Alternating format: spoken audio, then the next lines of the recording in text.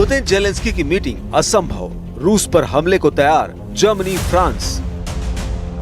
अब दुनिया की कोई भी ताकत रूस यूक्रेन जंग को नहीं रोक पाएगी, ऐसे दावे अब यूरोपीय मीडिया की तरफ से होने लगे हैं। ऐसा लग रहा है कि ट्रंप ने जो दावे 15 और 18 अगस्त को पुतिन और जेलेंस्की से अलग अलग मीटिंग के बाद किए थे, वो सिर्फ हवाई थे। ना तो पुतिन ने हमले कम किए और ना ही यूक्रेन रूस के सामने झुकने को तैयार है। ऐसी स्थिति में रही सही कसर जर्मनी और फ्रांस ने पूरी कर दी है। जर्मनी और फ्रांस ने 2 टूक कहा है कि अब किसी भी कीमत पर पुतिन और जेलेंस्की की मीटिंग नहीं हो पाएगी। यानी जर्मनी और फ्रांस ये कहना चाह रहे हैं कि अब हार जीत का फैसला सिर्फ युद्ध से होगा, बातचीत से नहीं। हालात ये हो गए हैं कि पोलैंड में जिस तरह से अमेरिकी F-16 जमीन पर गिरा है, उसके बारे में दावा किया जा रहा है कि रूस के खुफिया एजेंटों ने उसे हैक कर दिया था। वहीं दूसरी तरफ रूस ने अकेले कीव में ही मिसाइलों से हमले करके 23 से ज्यादा यूक्रेनी नागरिकों को मार दिया है। हालांकि रूसी सेना का दावा है कि यूक्रेन की राजधानी कीव में जिस बिल्डिंग पर रूस ने मिसाइलों से हमले किए हैं, वहां यूक्रेन और यूरोपीय खुफिया एजेंटों की मीटिंग चल रही थी। रूस ने यूक्रेन का वो टोही युद्धपोत भी समुद्री ड्रोन से उड़ा दिया है, जो रूसी सेना के लिए एक बहुत बड़ी चुनौती बन चुका था। इधर कीव पर हमले के बाद से ट्रंप बुरी तरह से बौखला गए हैं। अमेरिका ने रूस को चेतावनी दी है कि कीव पर हमले के बाद अब रूस को भारी कीमत चुकानी पड़ेगी। कुल मिलाकर रूस यूक्रेन युद्ध ऐसे दोराहे पर पहुंच गया है जहां अब यूरोप भी जंग करने को तैयार है। उड़ा दिया यूरोपीय यूनियन ब्रिटेन का दफ्तर। 1282 दिन से ज्यादा की जंग में ऐसा पहली बार हुआ है कि रूसी सेना ने यूक्रेन के साथ साथ यूरोपीय यूनियन और ब्रिटेन के दफ्तर पर सीधा हमला किया हो। खबर आ रही है कि रूस के हवाई हमले में यूरोपीय यूनियन ब्रिटेन के दफ्तर को भारी नुकसान पहुंचा है। दावा तो यहां तक किया जा रहा है कि रूस ने यह हमला करके नेटो, यूरोपीय यूनियन और ब्रिटेन को सीधा चैलेंज किया है और युद्ध के लिए ललकारा है। यूक्रेन जंग में अब व्लादिमीर पुतिन आर या पार के मूड में हैं। 29 अगस्त को इसी के तहत रूसी सेना ने कीव स्थित यूरोपीय यूनियन और ब्रिटेन के दफ्तर पर भीषण हवाई हमला किया है। इस अटैक में ब्रिटिश काउंसिल और EU का दफ्तर पूरी तरह बर्बाद हो गया। 42 महीने से ज्यादा की जंग में ये पहली बार है जब ब्रिटेन और यूरोपीय यूनियन के दफ्तर पर रूस ने अटैक किया है। डेली मेल के मुताबिक पुतिन ने युद्ध में सीधे तौर पर अब यूरोपीय यूनियन और ब्रिटेन को घसीट लिया है। पुतिन ने दोनों के दफ्तर पर अटैक कर बता दिया है कि युद्ध विराम के समझौते पर वे झुकने वाले नहीं हैं। रूसी सेना का यह हमला यूरोपीय यूनियन यानी EU की प्रमुख उर्सुला बेन डार के बयान के बाद हुआ है। 28 अगस्त को EU की प्रमुख उर्सुला बेन डार ने कहा था कि पुतिन को शांति समझौते के टेबल पर आना ही होगा। पुतिन के पास और कोई ऑप्शन नहीं है। रूस ने इसके तुरंत बाद यूक्रेन की राजधानी कीव स्थित यूरोपीय यूनियन और ब्रिटिश काउंसिल के ऑफिस पर अटैक कर दिया। इस अटैक में दोनों का दफ्तर पूरी तरह से ध्वस्त हो गया। कहा जा रहा है कि ब्रिटिश काउंसिल और यूरोपीय यूनियन के दफ्तर पर अटैक से अमेरिकी राष्ट्रपति डोनाल्ड ट्रंप भी नाराज चल रहे हैं। अटैक के तुरंत बाद ब्रिटेन ने लंदन स्थित रूसी दूतावास के अधिकारियों को तलब किया है। Wir wollen aber heute Abend auch noch einmal zu zweit über die großen Fragen unserer Zeit sprechen miteinander, denn wir haben einige Aufgaben, die wir nur gemeinsam lösen können. Dazu gehört leider der andauernde Krieg Russlands gegen die Ukraine. Wir müssen uns mit diesem Thema heute erneut beschäftigen und dies vor dem Hintergrund der Tatsache, dass es offensichtlich nicht zu einem Treffen zwischen Präsident Zelensky und Präsident Putin kommen wird, anders als es zwischen Präsident Trump und Präsident Putin in der letzten Woche verabredet war, als wir gemeinsam in Washington waren.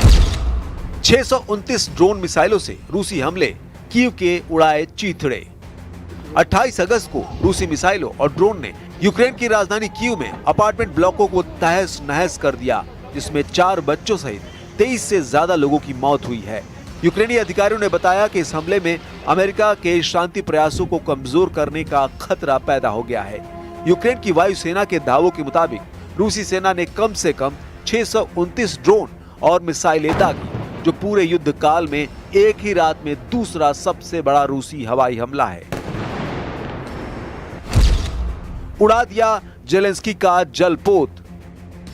रूस की तरफ से जारी किए गए इस video को देखिए। रूस के रक्षा मंत्रालय ने 28 अगस्त को ऐलान किया है कि उसने यूक्रेनी नौसेना के टोही जहाज सिम्फेरोपोल को समुद्री ड्रोन यानी नेवल ड्रोन के एक ही हमले में उड़ा दिया गया है। ये यूक्रेनी जंगी जहाज अब समुद्र के पानी के अंदर डूब गया है।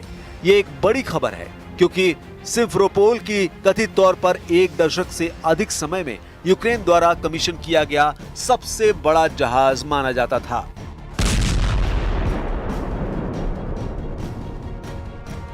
रूसी मीडिया आरटी की रिपोर्ट के अनुसार रूस के रक्षा मंत्रालय के एक बयान में कहा गया है कि रेडियो, इलेक्ट्रॉनिक, रडार और ऑप्टिकल टोही के लिए डिजाइन किया गया लगुना श्रेणी का मध्यम आकार का ये जहाज डेन्यूब नदी के डेल्टा में निशाना बनाया गया।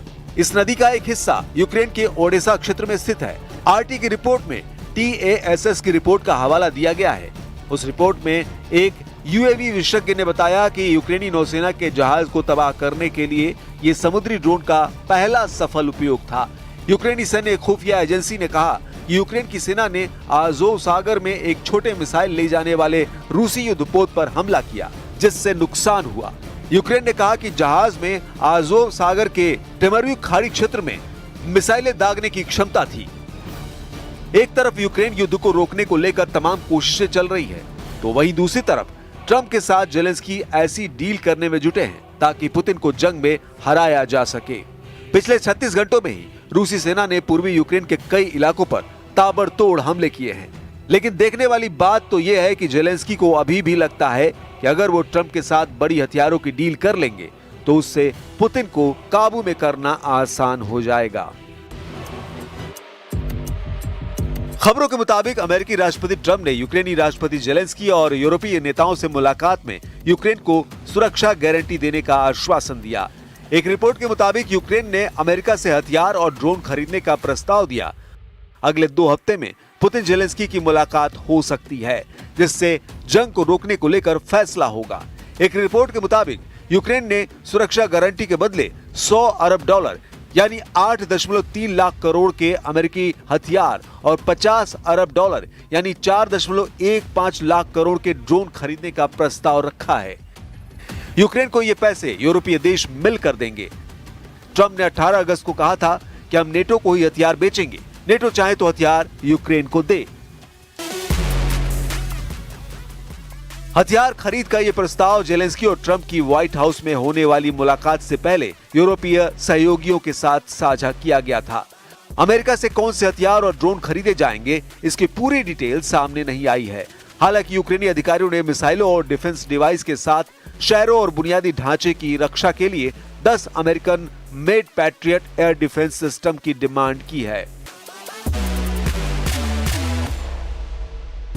Мы не можем согласиться с тем, что теперь предлагаются вопросы безопасности, коллективной безопасности решать без Российской Федерации. Это не получится. Мы уже не раз объясняли, что Россия своих интересов не завышает, но наши законные интересы мы будем обеспечивать твердо и жестко.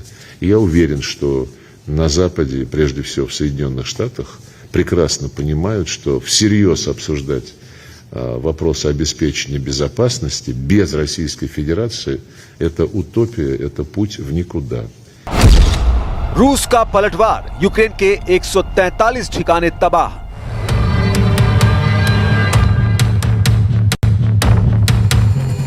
इधर रूस ने यूक्रेन के पूरे डॉनबास के 88% इलाके पर कब्जे का दावा किया है।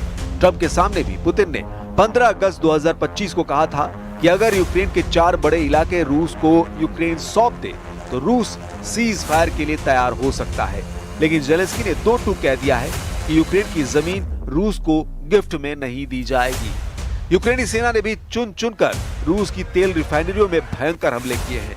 तेल रिफाइनरियों से उठता धुआं साफ दिखाता है कि यूक्रेन, अमेरिका और नेटो चाहते हैं कि अगर रूस के तेल रिफाइनरियों को तबाह कर दिया तो रूस लाखों बैरल तेल रोज निर्यात नहीं कर पाएगा और जंग रोकने के लिए मजबूर हो जाएगा। रूस पर यूक्रेन के ताजा हमलों से साफ पता चलता है कि यूक्रेन लंबी जंग के लिए खुद को तैयार कर रहा है। लेकिन इधर रूस ने भी पूर्वी यूक्रेन के साथ साथ पश्चिमी यूक्रेन पर बेहद आक्रामक हमले किए हैं, जिसकी वजह से ल्विव शहर में भयंकर तबाही मची है।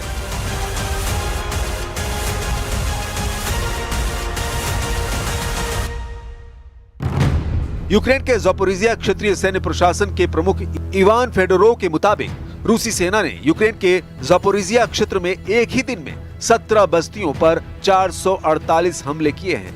रूसी रक्षा मंत्रालय ने दावा किया है कि उसके सैनिकों ने पूर्वी यूक्रेन के डोनेस्क क्षेत्र में 1000 किलोमीटर यानी 620 मील की अग्रिम पंक्ति में मौजूद 2 और बस्तियों सेरेडने और क्लेबनबर्ग पर अपना कंट्रोल कर लिया है, जबकि यूक्रेनी सेना ने कहा है कि उसके बलों ने पश्चिम में डिप्रापेट्रोव्स्क क्षेत्र के किनारे स्थित एक बस्ती पर फिर से कब्जा कर लिया है। रूसी बलों ने यूक्रेन के एक सैन्य औद्योगिक केंद्र और 143 स्थानों पर हमला किया, जहां यूक्रेनी सैनिक और विदेशी लड़ाके अस्थायी रूप से ठहरे हुए थे। एक यूक्रेनी ड्रोन हमले के कारण कुर्स्क परमाणु ऊर्जा संयंत्र में आग लग गई, जिसका बदला रूस 24 अगस्त से लगातार ले रहा है। इधर यूक्रेन ने भी रूस पर बड़ी और तगड़ी चोट के लिए एक घातक मिसाइल उतार दी है। जरा इन तस्वीरों और वीडियो को देखिए। दावा किया जा रहा है कि ये यूक्रेन की अब तक की सबसे घातक क्रूज मिसाइल फ्लेमिंगो FP5 है, जो रूस में 3000 किलोमीटर अंदर घुसकर हमला करेगी। दावा किया जा रहा है कि राष्ट्रपति जेलेंस्की ने फ्लेमिंगो FP5 क्रूज मिसाइल से रूस के तेल ठिकानों पर हमले के आदेश दे दिए। पिछले 3 हफ्तों में ये देखा गया है कि यूक्रेनी सेना ने रूस के बेहद अंदरूनी इलाकों पर ड्रोन और मिसाइलों से हमले किए हैं, जिसकी वजह से रूस के तेल रिफाइनरी, हथियार डिपो को भारी नुकसान हुआ है। ऐसे वक्त में यूक्रेन की नई क्रूज मिसाइल फ्लेमिंगो FP5 रूस के लिए काल बनने जा रही है।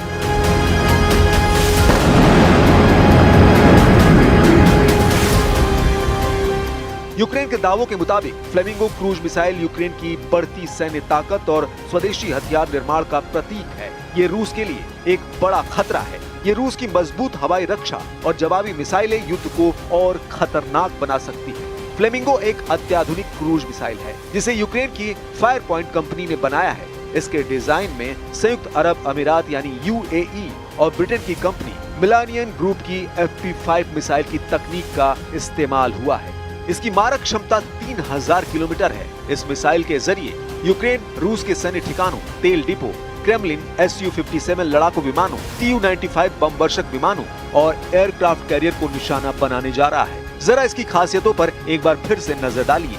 फ्लेमिंगो FP5 क्रूज मिसाइल की रेंज 3000 किलोमीटर यानी ये मॉस्को, सेंट पीटर्सबर्ग और रूस के सुदूर साइबेरिया तक हमला कर सकती है। वॉरहेड 1150 किलोग्राम यानी 1.15 टन के विस्फोटकों से लैस है, जो बड़े सैन्य ठिकानों को नष्ट कर सकता है। अगर वजन और आकार की बात करें तो इसका कुल वजन 6 टन, पंखों का फैलाव 6 मीटर है।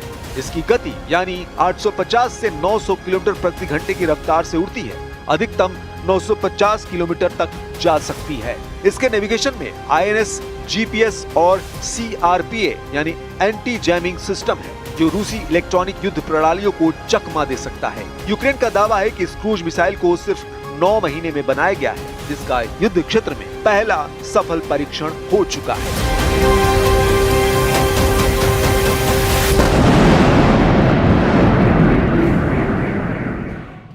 यानी रूस यूक्रेन जंग अब ऐसे दौर में पहुंच चुकी है जहां यूक्रेन के साथ साथ यूरोप भी कूद पड़ा है।